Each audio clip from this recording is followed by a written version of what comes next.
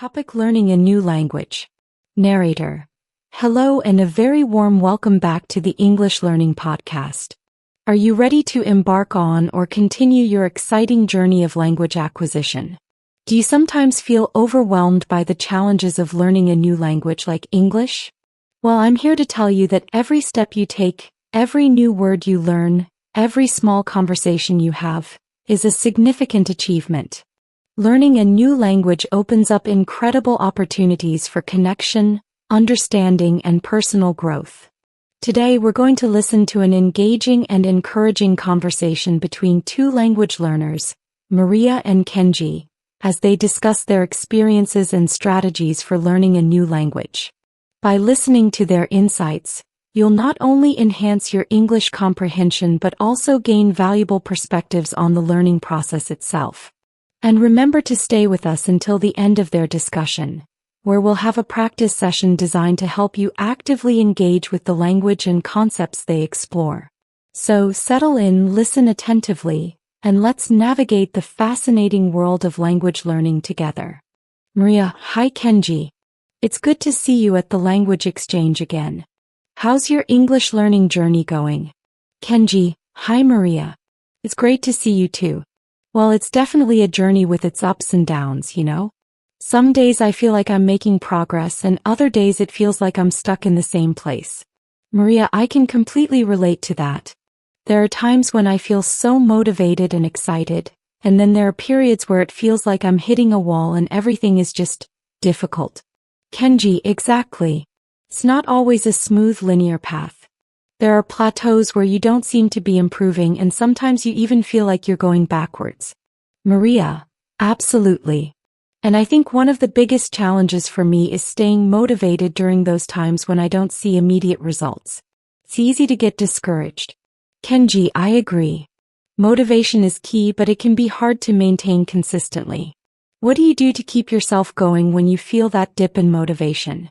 Maria: For me, it helps to remind myself of why I started learning English in the first place. I think about the opportunities it will open up for me, being able to connect with more people, access different resources, and maybe even travel more easily. Kenji: That's a good strategy, focusing on the long-term goals. I also find it helpful to break down my learning into smaller, more manageable tasks. Instead of saying, I need to learn all of English, I focus on learning 5 new words a day or completing 1 lesson on my language app. Maria: That makes sense. It makes the overall goal seem less daunting and gives you a sense of accomplishment as you complete each smaller task. It's like celebrating small victories along the way. Kenji: Exactly. And I also try to find ways to make learning fun and engaging. If I'm just forcing myself to study grammar rules, I get bored very quickly. But if I'm watching English movies with subtitles, listening to English music, or trying to have conversations with native speakers, it feels more enjoyable. Maria: I completely agree. Immersion, even if it's just through media, makes a huge difference. It helps you to see how the language is used in real-life contexts, not just in textbooks. Kenji: Definitely. And making mistakes is also a crucial part of the process, even though it can feel embarrassing sometimes. I've learned to try and not be too afraid of making errors because that's how I actually learn and improve. Maria: That's something I'm still working on. The fear of making mistakes can be quite strong, especially when I'm trying to speak. I worry about not being understood or sounding silly. Kenji: I think every language learner goes through that. But remember that native speakers are usually very understanding and appreciate your effort to communicate in their language. Most of the time they're focused on understanding your message, not on correcting every single error you make. Maria: That's a good reminder. It's easy to get caught up in the pursuit of perfection, but communication is really about connecting with others. Kenji: Exactly. And finding a good language learning community can also be incredibly helpful. Connecting with other learners who are going through similar experiences can provide support and motivation. Maria: I found that too. Being able to share challenges and successes with others who understand what it's like to learn a new language makes the journey feel less isolating. Kenji: Absolutely. And everyone has different learning styles and preferences. What are some methods that you find particularly effective for you? Maria: I'm a very visual learner, so I find it helpful to use flashcards, mind maps, and diagrams to learn new vocabulary and grammar concepts. I also like to write things down and review my notes regularly. Kenji: that's interesting. I'm more of an auditory learner. I find that listening to podcasts, audiobooks, and music in English helps me to pick up new words and improve my pronunciation. I also try to repeat phrases and sentences out loud. Maria: it's fascinating how different approaches can work for different people. I've tried listening to podcasts, but I sometimes find it hard to follow if the speakers are talking too quickly. Kenji: that's understandable. It's important to find materials that are at your level. There are many podcasts and audiobooks specifically designed for English learners. Maria: that's a good point. I should look for resources that are tailored to my current proficiency level. What about grammar? How do you approach learning English grammar? Kenji: grammar can be a bit tricky. I try to learn it in context rather than just memorizing rules in isolation. When I encounter a new grammatical structure in a sentence or a text, I try to understand how it's being used and why. Maria: that makes sense.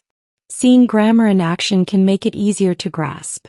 I sometimes struggle with the abstract nature of grammar rules when they're presented without context. Kenji: exactly. And don't be afraid to ask questions. If you're unsure about something, whether it's grammar, vocabulary, or pronunciation, don't hesitate to ask a teacher, a language partner, or even look it up online. Maria: that's a good reminder. Sometimes I feel shy about asking questions because I don't want to seem like I'm not understanding. Kenji: but that's part of the learning process. Everyone has questions. And asking them is the best way to clarify your understanding and move forward. Maria: that's true. I need to work on being more comfortable with asking for clarification. What about pronunciation? Do you find that challenging? Kenji: pronunciation can definitely be tough, especially with sounds that don't exist in my native language.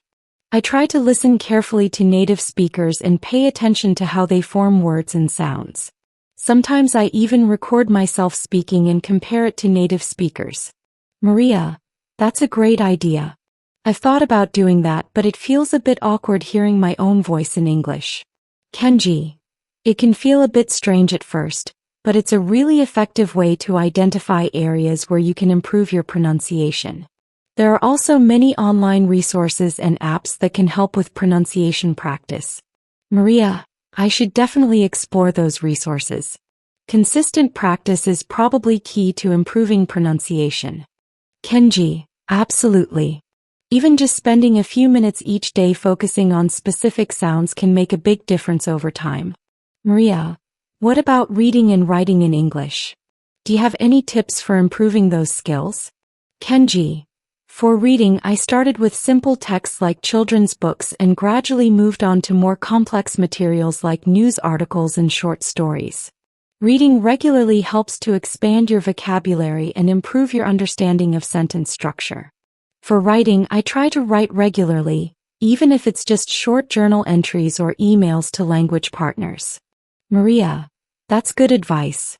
Gradual exposure to more complex texts makes the process less overwhelming. And writing regularly helps to solidify what you've learned.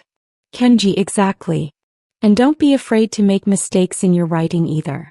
Getting feedback on your writing from a teacher or a language partner can be incredibly valuable for identifying areas for improvement. Maria: that's a great point. Constructive feedback is so important for growth. Kenji: so to summarize some of the things we've talked about, staying motivated by focusing on goals, breaking down learning into smaller tasks, making learning fun, embracing mistakes, finding a supportive community, understanding your learning style, learning grammar in context, asking questions, practicing pronunciation consistently, reading and writing regularly, and seeking feedback. Maria: that's a really comprehensive overview. It's helpful to hear different perspectives and strategies.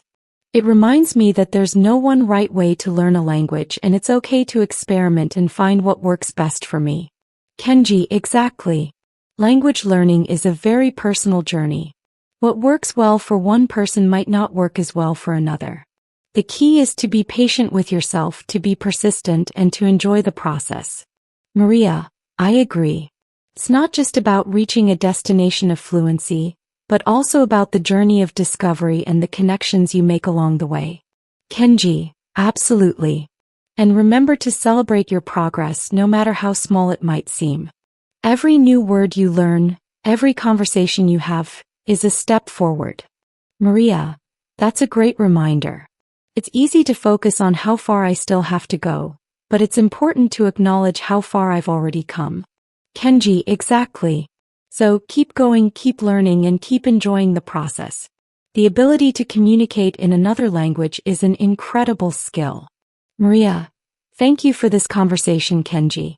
It's been really encouraging and has given me some new ideas to try. Kenji, you too, Maria. It's always helpful to share experiences and learn from each other. Good luck with your English learning. Maria, thanks, Kenji. Narrator. That was a wonderful and insightful conversation between Maria and Kenji, sharing their personal experiences and valuable strategies for learning a new language. They touched upon so many important aspects of the language learning journey, from motivation and making mistakes to finding your learning style and celebrating progress. Now, let's move on to our practice session to help you actively engage with the language and concepts they discussed. Practice section. Part 1. Vocabulary Review and Application. Let's revisit some key vocabulary and phrases from Maria and Kenji's conversation and think about how you can apply them to your own language learning journey. Ups and downs. A series of good and bad things that happen. Oh, think about, what are some of the ups and downs you've experienced in learning English? Hitting a wall. Reaching a point where you don't seem to be making any progress. Oh, have you ever felt like you were hitting a wall in your English learning? What did you do? Daunting. Seeming difficult to deal with, intimidating. Oh, what aspects of learning English do you sometimes find daunting? Immersion. Surrounding yourself with the language as much as possible. Oh, what are some ways you can create immersion in your daily life, even if you don't live in an English-speaking country? Crucial. Extremely important or necessary. Oh, why do you think making mistakes is a crucial part of language learning? Isolating. Making you feel alone and separated from others. Oh, have you ever felt isolating in your language learning journey? How did you overcome that? A visual learner. Someone who learns best by seeing things. Or are you a visual learner? What visual aids do you find helpful for learning English? Auditory learner. Someone who learns best by hearing things. Or are you an auditory learner? What audio resources do you use to learn English? Or in context, with surrounding words or information that helps to explain the meaning. Oh, why is it helpful to learn grammar and vocabulary in context? Abstract. Existing in thought or as an idea but not having a physical or concrete existence. Oh, what aspects of English grammar do you find particularly abstract? How do you try to understand them? Clarification. The action of making something clearer or easier to understand. Oh, how comfortable do you feel asking for clarification when you don't understand something in English?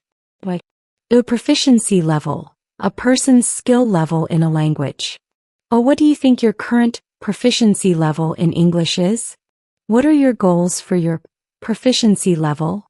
Solidify. To make something stronger or more certain. Oh, how does writing in English help to solidify what you've learned? Constructive feedback. Helpful advice that is meant to improve something. Oh, how do you seek out and use constructive feedback on your English? Perspective. A way of regarding something, a point of view. Oh, what is your perspective on the challenges and rewards of learning English? Persistent. Continuing firmly or obstinately in a course of action in spite of difficulty or opposition. Oh, why is being persistent important in language learning? Part 2. Reflecting on your learning style and strategies. Think about your own experiences learning English or any other new language. Answer the following questions. 1. What do you believe is your primary learning style? Visual, auditory, kinesthetic, learning through doing? How does this influence the methods you find most effective for learning English? 2. What are some specific strategies that have worked well for you in your English learning journey so far? These could be related to vocabulary acquisition, grammar study, pronunciation practice, or improving your reading, writing, listening, or speaking skills. 3. Are there any strategies that Maria or Kenji mentioned that you haven't tried before but that you think might be beneficial for you? Choose 1 or 2 to experiment with this week. 4. How do you currently stay motivated when you encounter challenges in your English learning? Are there any new techniques you could try to boost your motivation? 5. How comfortable are you with making mistakes when speaking or writing in English? What steps can you take to become more accepting of errors as a natural part of the learning process? 6. Do you actively seek out opportunities to connect with other English learners or native speakers? So, what kind of interactions do you find most helpful? If not, what are some ways you could start building your language learning community? Part 3. Setting language learning goals. Based on the conversation and your own reflections, set 1 or 2 SMART goals for your English learning this week. Remember, SMART goals are: is specific. Clearly define what you want to achieve. Immeasurable. You should be able to track your progress. Achievable. The goal should be realistic for your current situation. Relevant. The goal should align with your overall language learning objectives. Time-bound. Set a deadline for achieving your goal. Examples. Asterisk specific. I will learn 10 new English vocabulary words related to hobbies. Asterisk measurable. I will test myself on these words at the end of the week and aim for 80% accuracy. Asterisk achievable. Learning 10 new words in a week is manageable for my current schedule. Asterisk relevant.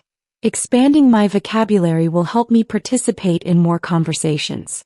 Asterisk time-bound. I will achieve this by the end of this week, Sunday. Think about your current needs and schedule and create 1 or 2 SMART goals for your English learning this week. Part 4. Encouragement and next steps. Remember that learning a new language is a marathon, not a sprint. There will be times of rapid progress and times when it feels slower. The key is to stay consistent, to be patient with yourself, and to celebrate every milestone along the way. Embrace the challenges, learn from your mistakes, and enjoy the incredible journey of connecting with a new language and culture. What is one small but positive action you can take today to further your English learning? It could be reviewing some vocabulary, listening to a short podcast, or reaching out to a language partner. Take that step and keep moving forward. Narrator. Learning a new language is a remarkable and rewarding endeavor, filled with both challenges and triumphs. As Maria and Kenji beautifully illustrated, embracing the process, finding what works for you, and connecting with others are all vital components of success. We encourage you to take the insights and strategies from their conversation and apply them to your own English learning journey. Remember to be kind to yourself, celebrate your progress, and never stop exploring the richness and beauty of the English language. Thank you for joining the English Learning Podcast today. We hope this episode has provided you with valuable perspectives and practical encouragement for your language learning adventure. We'll be back soon with more engaging conversations to support your progress. Until then, keep learning, keep practicing, and keep believing in your ability to achieve your English language goals.